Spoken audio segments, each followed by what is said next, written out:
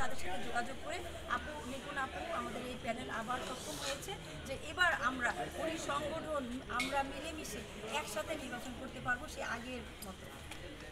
নির্বাচন কমিশন নিয়েও যেহেতু সন্তুষ্ট বলছেন এবং পরিবেশও ভালো লাগছে, নির্বাচনের ফলাফল যদি আপনাদের ফেভারে না হয় সেক্ষেত্রে কি কোনো অভিযোগের সম্ভাবনা রয়েছে নাকি এটা মেনে নেবেন? আসলে নির্বাচনের ফলাফল সঠিক হবে না বা আমাদের উপরে আসবে না এমন কোনো ভাবনাই আমরা আসলে ভাবি না, এমন কোনোটাই আমরা কখনো ভাবি নাই।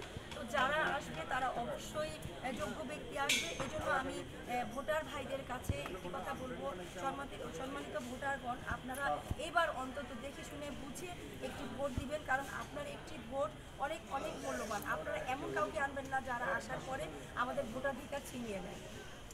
অনেক সময় একটা অভিযোগ পাওয়া যায় যে ভোটারদের শেষ মুহূর্তে সিদ্ধান্ত বদলে যায় বা এখানে একটা টাকা লেনদেনের ব্যাপার হয়, ভোট কেনার ব্যাপার হয়, এই বিষয়টি নিয়ে কিছু বলবেন? আসলে যারা বলে তারাই জানে, কারণ এখন পর্যন্ত আমি আমার প্যানেল থেকে কোনো টাকার লেনদেন দেখিনি। আপনারা সাংবাদিক ভাইরা সর্বক্ষণ কিন্তু এই এফবিসিতে আছেন, আপনারা আমার মনে হয় আপনারাও বলতে পারবেন যে আপনারাও দেখেননি। অন্তত আমাদের প্যানেল থেকে এমন কোনো কিছু হয়নি টাকার লেনদেন। যদি অপর প্যানেলে হয়ে থাকে সেটি আসলে আমি নিজেও দেখিনি, কাজে আমি এটা বলতেই পারবো না। আপনাদের প্যানেলে অনেকে আমরা ইয়াংদেরকে দেখতে পাচ্ছি, যেমন বাসি চৌধুরী রয়েছেন, তানভীর তনু ভাই রয়েছেন এবং ড্যানি সিটাক ভাই আবার সিনিয়ররাও রয়েছেন, অমিতা সিং ভাই রয়েছেন। তো সব মিলিয়ে আপনাদের প্যানেল অন্য প্যানেল থেকে এগিয়ে আছে কোন দিক থেকে, কী মনে হয়? ইয়াংদের জয় সর্বত্র, আপনারাও জানেন সবসময় ইয়াংরা এগিয়ে। যেহেতু এটা শিল্পী সমিতির নির্বাচন, শিল্পী সমিতির নির্বাচন মানে কি, যে শিল্পী সমিতির নির্বাচনে আমরা আমরা যখন জয় হব তখন কি চেয়ারে বসা, মিটিংয়ে শুধু জয়েন করা, বিভিন্ন প্রোগ্রামে এই সার্টিফিকেট দেখিয়ে যাওয়া, নাকি কাজ করা? শিল্পীদের কল্যাণে কাজ করতে গেলে কি দরকার? সর্বপ্রথম শক্তি দরকার, সাহস দরকার।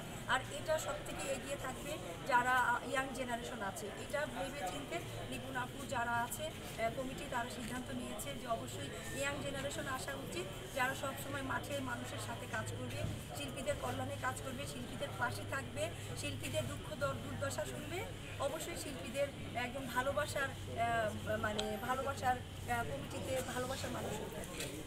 আপনাদের প্যানেলের একজন বলেছিলেন যে নির্বাচিত হলে শিল্পীদেরকে গার্মেন্টসের চাকরির ব্যবস্থা করে দেন, এবং এই কথাটির পরিপ্রেক্ষিতে কিন্তু অনেক সমালোচনা হয়েছে, এটা একটু পরিষ্কার করবেন? আসলেও সেখানে আমি উপস্থিত ছিলাম, আমার কাছে তার যথাযথ প্রুফটা আছে।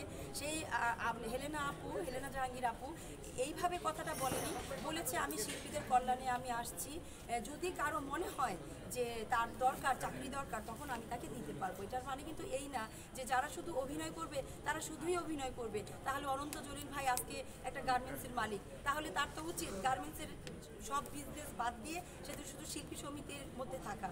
তারপরে আমাদের শাকিব খান এখন চিত্রনায়কের পাশাপাশি সে একজন ব্যবসায়ী। তো আসলে ব্যবসায়ীর পাশাপাশি সব কিছুর পাশাপাশি অভিনয়টা সে করতেই পারে। আর সে যেহেতু অনেকগুলো গার্মেন্টসের মালিক, সে পারে একজনকে চাকরি দিতে। এখন আমাদের ছবির সংখ্যা কিন্তু ভালো না, খুবই কম। এখন অনেকেই কিন্তু আছে অভিনেতারা যারা এফবিসিতে আসে ঘুরে, কিন্তু তারা কাজ পায় না। তাদেরকে তো তাদের সংসার চালাতে হবে, তাদের পেট চালাতে হবে। যদি তারা মনে করে যে তার যোগ্যতা অনুযায়ী গার্মেন্টসে কাজ নিবে, তাহলে হেলেনা জাহাঙ্গীর আপা যেহেতু আমাদের সাথে আছেন, তিনি অবশ্যই তাকে তার যোগ্যতা অনুযায়ী কাজ দিবে। এটা আমার কাছে কেন জাতির কাছে খারাপ মনে হওয়ার কোনো কারণই নেই।